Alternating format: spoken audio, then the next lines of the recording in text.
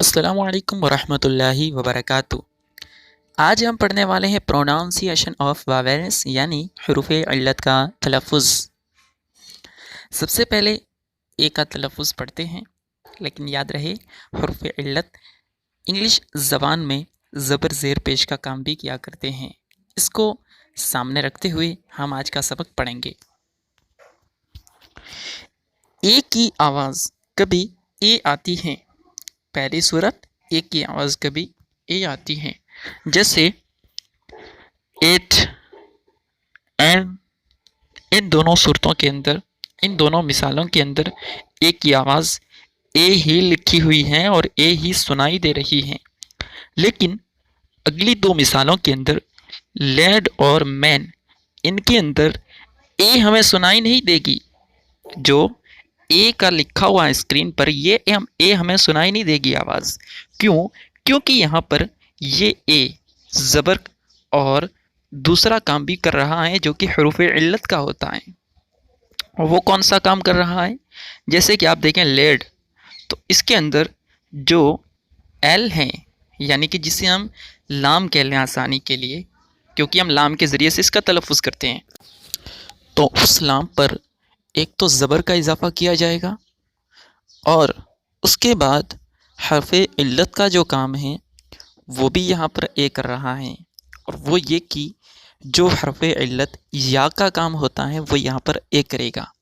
तो अब हम इसका तलफ़ुज़ पढ़ेंगे लेड, इसी तरह मैन, तो ये तलफ़ुज़ दुरुस्त हो जाएगा। आगे बढ़ते हैं। ए की आवाज़ कभी आ आती है, ये भी तभी होगा जब ए किसी वर्ड के शुरू में आ जाए। हाँ, अगर दरमियान में आता है तो क्या होगा वो भी हम सीख लेंगे। इसकी सबसे पहले हम मिसाल नंबर 2 सीखेंगे, जिसमें ये शुरू में है आल, जिसका माना है तमाम। तो यहाँ पर शुरू में है तो इसका तलफ़ुज़ आ ही से किया जा रहा है। लेकिन मिसाल नंबर 1, 3 और 4 में हम देखेंगे कि इनमें वाल, वार और स्टार, इनमें ए दरमियान में है। तो इसका तलफ़ुज़ किस तरीके से किया जाएगा? एक तो हम उससे पहले वाले हर्फ के ऊपर ज़बर देंगे और उसके बाद हर्फ़े इल्लत अलिफ का जो काम होता है वो यहाँ पर ए करेगा। जैसे कि वाल, वार, स्टार, तो इनके अंदर ऐसा ही हो रहा है कि वाल के अंदर जो वाव है इस पर एक तो ज़बर और उसी वाव के बाद एक हर्फ़े इल्लत अलिफ का इजाफ़ा किया जा रहा है तलफ़ुज़ करने में। अब तीसरी सूरत की तरफ बढ़ेंगे। ए की आवाज़ कभी ए की आती है, जैसे शेअर, यानी कि हमें जिस वर्ड के ऊपर, जिस वर्ड में जिस लेटर के बाद ए आया है तो उससे पहले वाले लेटर पर, यानी कि CHARE के अंदर SH, जो कि श के ज़रिए से इसका तलफ़ुज़ हम करते हैं, तो इसके बाद में क्या है? ए है। तो उससे पहले वाले यानी श के ऊपर एक तो हम ज़बर देंगे और उसके बाद हर्फ़े इल्लत या का इजाफ़ा करेंगे और उसके बाद एक जो ए का असल तलफ़ुज़ है यानी उसका भी इजाफ़ा करेंगे, जिसे आप हमज़ा कह लें, उसका इजाफ़ा भी करेंगे क्योंकि ये उसका असल है जब ये हर्फ़ इल्लत बन के काम नहीं कर रहा होता है। तो अब इसका हम तलफ़ुज़ करेंगे शेअर, के अर, इस तरह इसका तलफ़ुज़ किया जाएगा। उम्मीद करता हूँ कि आप मेरी बातों को समझ पा रहे होंगे। बढ़ते हैं अगली सूरत की तरफ। ए के बाद आई या वाई हो तो ए की आवाज़ ए आती है और इसे थोड़ा खींच कर पढ़ा जाता है। वे, मैन, पे, ब्रेन, इन सारी सूरतों में जो ए की आवाज़ है वो ए है। यानी एक तो हमने, फिर आपको वही तरीका मैं बता रहा हूँ कि एक तो उससे पहले वाले लेटर पर, पहले वाले हर्फ पर हमने ज़बर दिया है और उसके बाद याए साकिना यानी हर्फ़े इल्लत का इजाफ़ा किया है, जिससे ये तलफ़ुज़ बन रहा है। आप खुद प्रैक्टिस करके देखें। अगर कोई मुश्किल आती है तो हमें व्हाट्सएप पर ज़रूर बताएं या कमेंट बॉक्स में भी अपना सवाल ज़रूर करें।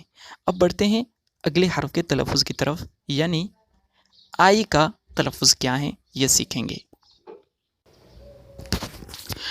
आई का तलफ़ुज़ कभी ई होता है, यानी ये ज़ेर की सूरत में होगा। मिसालें देखते हैं किल, बिग, इल, शिप, इन सारी सूरतों में हमने इससे पहले वाला जो लेटर था आई से पहले वाला उस पर ज़ेर दिया है, और अगर ये शुरू में आ जाए तो इसका तलफ़ुज़ फिर ई ही किया जाएगा। लेकिन अगर दरमियान में आता है तब भी इसके अंदर कुछ मुख्तलिफ़ सूरतें बनेंगी। हम दूसरी सूरत पढ़ते हैं। आई की आवाज़ कभी आई होती है, यानी आई की आवाज़ आई ही होगी। इस सूरत में अगर ये दरमियान में आता है तो उससे पहले वाले लेटर पर एक तो ज़बर का इजाफ़ा करेंगे, फिर हर्फ इल्लत अलिफ का इजाफ़ा करेंगे, फिर आई का जो असल लहराब है यानी ई, उसका इजाफ़ा करेंगे। जैसे कि काइंड, हमने के को क कह लें, आप काफ कह लें, तो इसके ऊपर एक अलिफ का इजाफ़ा किया और एक ज़बर का भी इजाफ़ा किया तो ये का बन गया। और उसके बाद जो इसका असल लहराब है ई, तो वो हमने लगा दिया तो फिर काइंड बन गया। इसी तरह अगली मिसालें माइक, माइंड, बाइंड वगैरह। अब पढ़ते हैं हम तीसरी सूरत की तरफ। अगर आई के बाद जी एच हो तो आई की आवाज़ आई आती है और जी एच खामोश हो जाता है, यानी आवाज़ तो वही आएगी जो दूसरी सूरत में आ रही थी, बाकी वही तरीका होगा, लेकिन जी एच खामोश होगा। जैसे लाइट, नाइट, हाई, राइट, सब में जी एच खामोश हैं। उम्मीद करते हैं कि आपको आज का सबक समझने में आसानी हुई होगी। अगर कोई आपका डाउट हो तो आप कमेंट बॉक्स में या व्हाट्सएप पर ज़रूर पूछें। अस्सलामु अलैकुम व रहमतुल्लाह।